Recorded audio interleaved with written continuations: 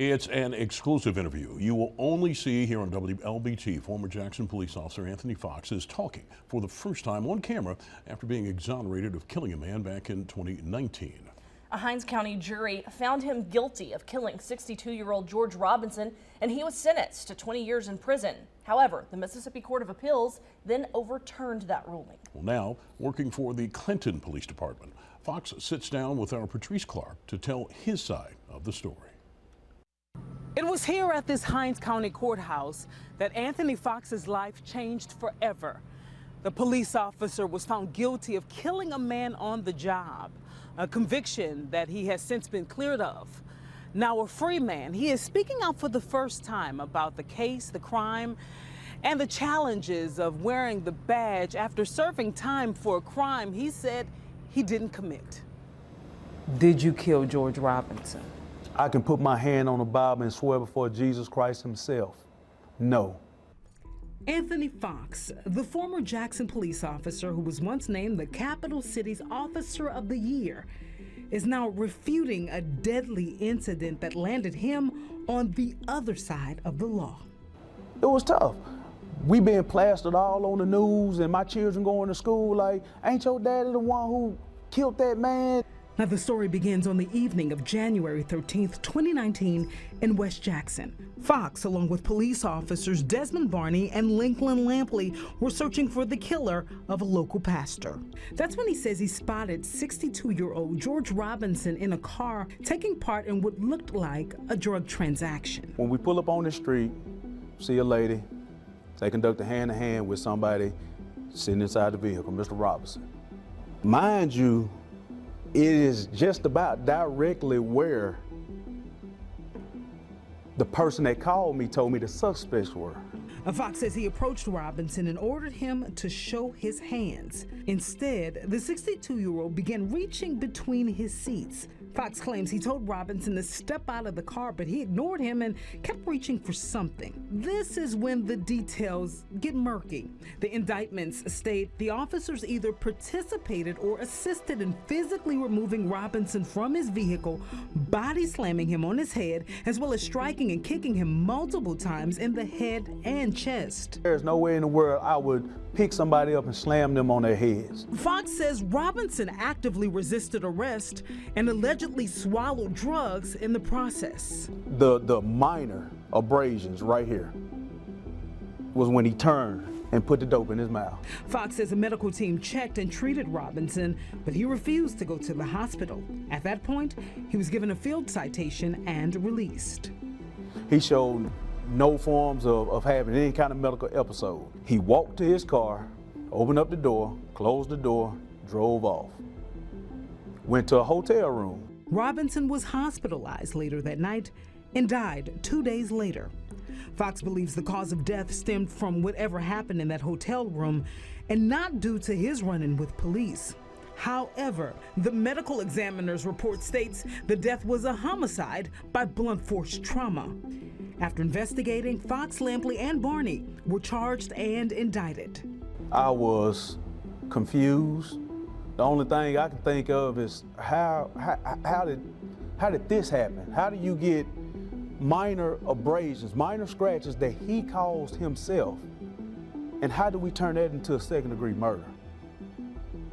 How? Fox also says the FBI didn't find any evidence of civil rights violations in this case. Fox later left JPD after that whole ordeal and joined the Clinton Police Department. But his legal woes were far from over.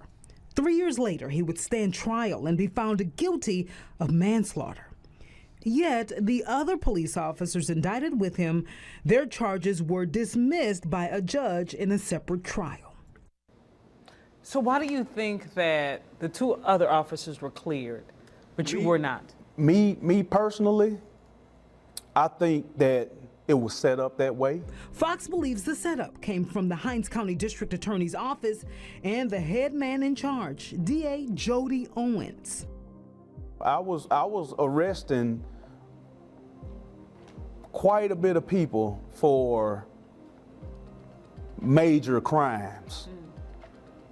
Specifically drugs. And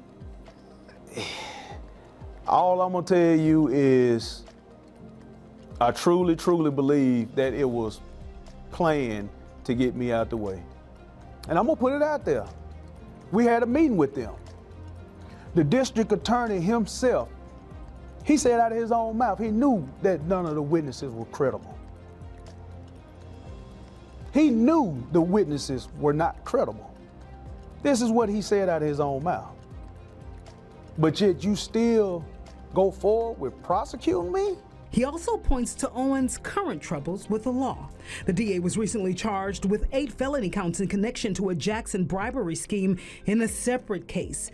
In the indictment, the feds allege Owens made this statement: "I'm not trying to overemphasize this, you guys, but my ability to prosecute people, there's only one me. So right now, every police agency comes to us. Everybody needs something. Every file comes to us. Everybody needs something fixed." Owens is now facing up to 90 years in prison if convicted. I would never get the joy out of seeing somebody's downfall. But I am a firm believer in karma. I asked the DA about Fox's allegations before he was indicted. Did you set up Anthony Fox? He says because he was one of the top drug cops on the street. You didn't want him on the streets anymore. Absolutely not. Owens insists the DA's office started reviewing Fox's case before he was elected. He won the seat in November of 2019. That was 10 months after Robinson's death, and took office January 2020. The same year, Fox was indicted. Now, Owens also says eyewitnesses' autopsy and medical reports show blunt force trauma caused Robinson's death. We have no malice and never had any malice toward Officer Fox. Our responsibility was to get justice for the Robinson family, and the evidence supported that the actions of Mr. Fox took his life. Yeah. So there was no target on his back. There was no focus on making sure that Anthony Fox go down. There's no reason we would have to target Mr. Fox. We didn't know him. I didn't know him personally. Again, I think it's nonsense to imply that a file is already in an office. It's already set to be presented to a grand jury at the appropriate time before I was even elected. Fox ended up spending 552 days in prison. How tough was it for you that first day? First day, I didn't sleep for the first 3 days. I didn't eat for the first 3 days. I don't remember using the bathroom for the first 2 or 3 days. After more than a year and a half behind bars, an unusual turn of events. The Mississippi Attorney General's office urges a reversal of Fox's conviction. The Mississippi Court of Appeals followed suit and, in a 5-4 vote, tossed out the case, stating there was insufficient evidence to prove Fox was guilty of this crime. As soon as I heard that, and as God is my witness, I immediately dropped down to my knees. That's what happened. I immediately dropped down to my knees and I began to cry. Does freedom feel foreign to you? Not anymore, but it did. Oh, that first day I was out and free, you know, it was kind of like I was still in jail. I was looking over my shoulder, you know, I was still on edge. Now Fox is back with the Clinton Police Department, working as a K-9 officer and narcotics agent, thanks to the unwavering support from the police department and the city's mayor. With Anthony Fox now free and no one charged for Robinson's death, Robinson's family says they're left with no justice and struggling to find closure.